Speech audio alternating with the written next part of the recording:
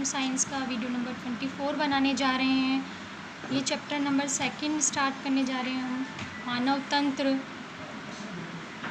पिछली कक्षा में भी आपने इसके बारे में पढ़ा हुआ है थोड़ा सा। आप सभी को पता है कि शरीर के संगठन की शुरुआत जो होती है वो परमाणुओं से होती है। परमाणु मिलकर अणु बनाते हैं, अणुओं से यौगिक बनते हैं, और जो प्रत्येक जीव है उसकी जो बेसिक इकाई जो होती है, या हम बोलें कि जो है आधारभूत इकाई जो होती है वो कोशिका कहलाती है। कोशिका मिलकर ऊतक, ऊतक मिलकर अंग, और अंग तंत्र बनाते हैं, और जिससे पूरा का पूरा जीव निर्मित होता है। शरीर के अंदर विभिन्न अंग जो होते हैं वो एक समूह बनाते हैं, और समूह बनाकर एक विशिष्ट क्रिया को संपादित करते हैं। ठीक है, जैसे पाचन तंत्र, श्वसन तंत्र, परिसंचरण तंत्र। पाचन तंत्र पाचन से संबंधित काम करता है, श्वसन तंत्र श्वसन से संबंधित कार्य करता है, परिसंचरण तंत्र जो है वो शरीर में रक्त के परिवहन से संबंधित कार्य करता है, उत्सर्जन तंत्र जो है वो उत्सर्जन शरीर से में बनने वाले जो अपशिष्ट पदार्थ हैं उन्हें शरीर से बाहर निकालने के लिए उत्तरदायी होता है। तंत्रिका तंत्र जो है वो शरीर के समस्त अंगों पर नियंत्रण का कार्य करता है। जनन तंत्र जो है वो नया जीव किस प्रकार से जन्म लेता है उसकी संपूर्ण प्रक्रिया को नियंत्रित करने का काम करता है।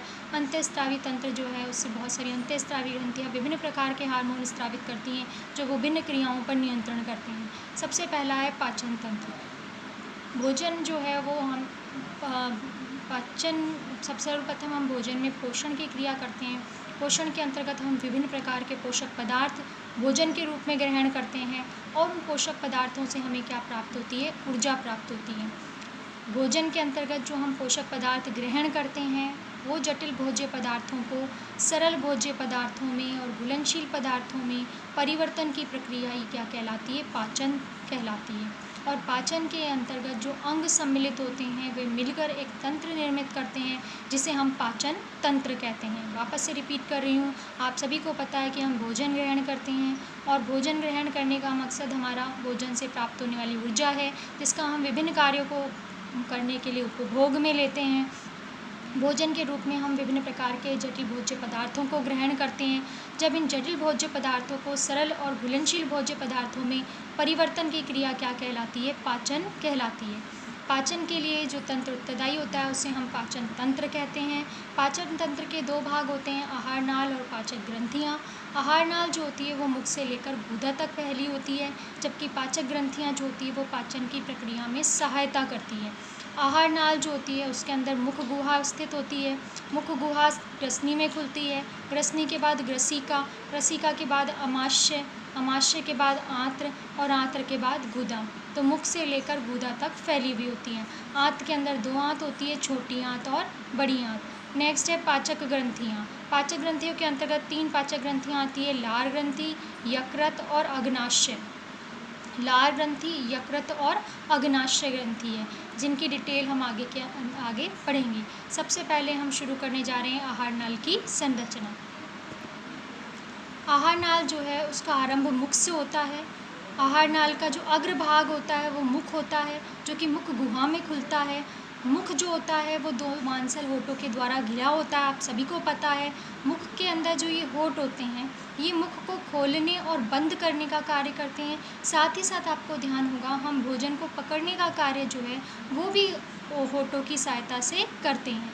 इसके अलावा हमारे मुख में हमें विभिन्न प्रकार के अंग जो है वो पाए जाते हैं, जैसे तालु। मुख गुहा जो है उसकी जो छत होती है वो तालु कहलाती है, और कठोर तालु होता है। इसी प्रकार मुख गुहा में पीछे की ओर कोमल तालु होते हैं। तो कठोर और कोमल तालु के रूप में तालु पाए जाते हैं। नेक्स्ट जिह्वा। मुख गुहा के अंदर एक पेशी अंग होता है जो कि चारों ओर गति कर सकता है, ठीक है, वो जिह्वा कहलाता है। मुख गुहा के पृष्ठ भाग से जो जिह्वा होता है वो फ्रेनुम लिंगवी के द्वारा आधार तल से जुड़ा होता है। मुख गुहा के पृष्ठ भाग में फ्रेनुम लिंगवी जो संरचना है उससे जिह्वा आधार तल द्वार से जुड़ी हुई रहती है। उसके बाद है दांत। दांत जो होती हैं उनकी 3 मुख्य विशेषताएं होती हैं। सबसे पहले बात करते हैं गर्त दंती। आप सभी को पता है कि जो दांत होते हैं वो जबड़ों के अंदर जो गर्त होते हैं, सांचे जो होते हैं उनमें पाए जाते हैं, उन्हें हम मसूड़े कहते हैं। और दांत और मसूड़ों की जो ये स्थिति है कि दांत मसूड़ों के अंदर स्थित है, इसे हम कहते हैं गर्तदंती। क्या कहते हैं? गर्तदंती। दूसरी विशेषता दांतों की बात करें हम तो वो है द्विबारदंती। द्विबारदंती का मतलब है कि मनुष्य के जीवन काल में दांत 2 बार आते हैं। प्रथम जो दांत होते हैं वो अस्थायी दांत होते हैं और दूध के दांत होते हैं। जब वे टूट जाते हैं तो उसके बाद स्थायी दांत आ जाते हैं। तो जीवन काल में 2 बार दांत आते हैं, इसलिए हम इसे क्या कहते हैं? द्विबारदंती। अभी आपने कभी देखा हो तो अपने सारे दांत एक समान नहीं होते हैं। सब दांतों की संरचना अलग अलग होती है और उनके कार्य भी अलग अलग होते हैं। इस आधार पर दांत जो है वो हमारे शरीर में 4 प्रकार के होते हैं। इसे हम कहते हैं विषमदंती। सारे दांत एक समान नहीं होते, विषम होते हैं, इसलिए हम इन्हें क्या कह देते हैं? विषमदंती। विषमदंती जो तीत होते हैं या दंत जो होते हैं वो 4 प्रकार के होते हैं। पहला होता है कृतनक। कृतनक हमारा, हम जब मुख खोलते हैं तो सबसे पहले जो आगे के ऊपर के 4 और नीचे के ऊपर के जो 4 दांत हैं वो कहलाते हैं कृतनक, यानी 2 जोड़ी ऊपरी जबड़े में और 2 जोड़ी निचले जबड़े में। तो टोटल 4 ऊपर जबड़े में और टोटल 4 नीचे जबड़े में। क्या काम करते हैं आप अगर नोटिस करें, जब भी अपन भोजन करते हैं तो सर्वप्रथम ये जो दंत होते हैं ये भोजन को काटने और कुतरने का काम करते हैं। कब आते हैं ये? जब बालक की 6 माह की आयु होती है तब ये दंत जो है वो निकलना प्रारंभ होते हैं। कौन से दंत? कृतनक, या इंग्लिश में हम इन्हें बोलते हैं इंसाइजर।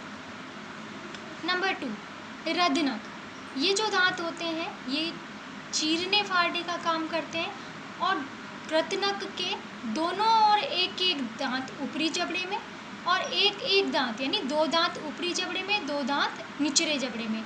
कृतनक के बिल्कुल पास वाले, नीचे से कैसे होते हैं? नुकीले। और क्या काम करते हैं? चीरने और फाड़ने का। आपने मांसाहारी जंतुओं में ज़्यादा विकसित होते हैं, जैसे शेर में नुकीले निकले हुए होते हैं, वो कृतनक दांत, रदनक दांत होते हैं, सॉरी। और ये कब आते हैं? 16 से 20 माह की जब उम्र होती है तब ये दंत आते हैं। प्रत्येक जबड़े के अंदर 2-2 पाए जाते हैं, ठीक है, यानी एक जोड़ी ऊपरी जबड़े में और एक जोड़ी निचले जबड़े में। मांसाहारी जो पशु होते हैं उनके अंदर ये ज़्यादा विकसित होते हैं। नेक्स्ट है अग्रचैवर्णक। अग्रचैवर्णक या प्रीमोलर कहते हैं।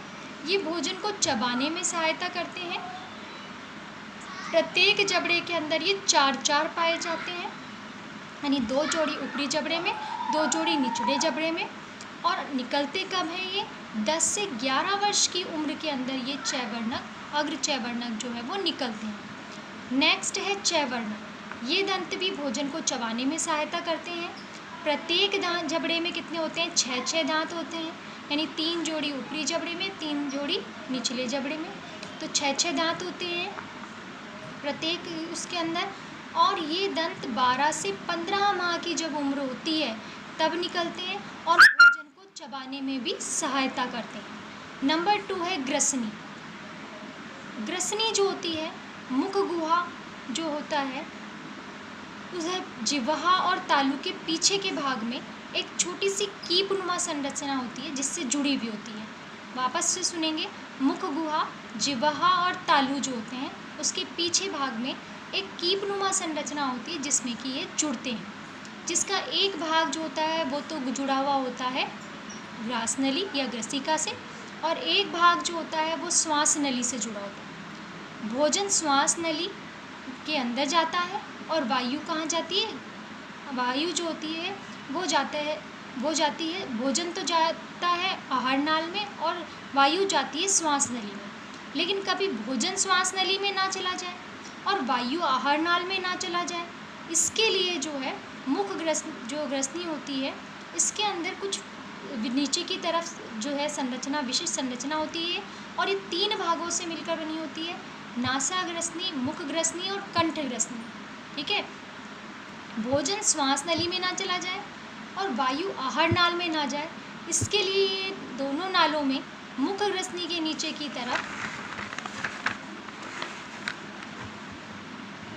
तरफ होते हैं।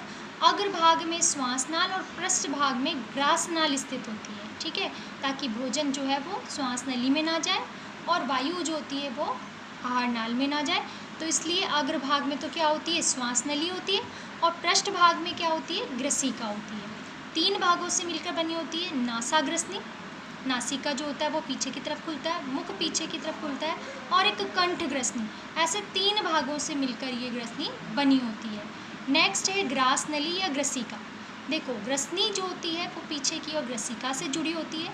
ये पतली नलिकाकार संरचना होती है, संकरी संरचना होती है, और ये ग्रीवा से होती हुई, क्योंकि ग्रसनी के पीछे ग्रीवा है, तो ग्रीवा से होती हुई फिर डायाफ्राम से निकलकर, क्योंकि वक्ष गुहा के नीचे उदर गुहा होती है, जहाँ अपने फेफड़े पाए जाते हैं वो वक्ष गुहा होती है, तो गले से निकलेगी, अब वक्ष गुहा से निकलेगी, और यहाँ डायाफ्राम होता है वक्ष गुहा में, यहाँ से होती हुई, और फिर अमाशय के अंदर खुलती है।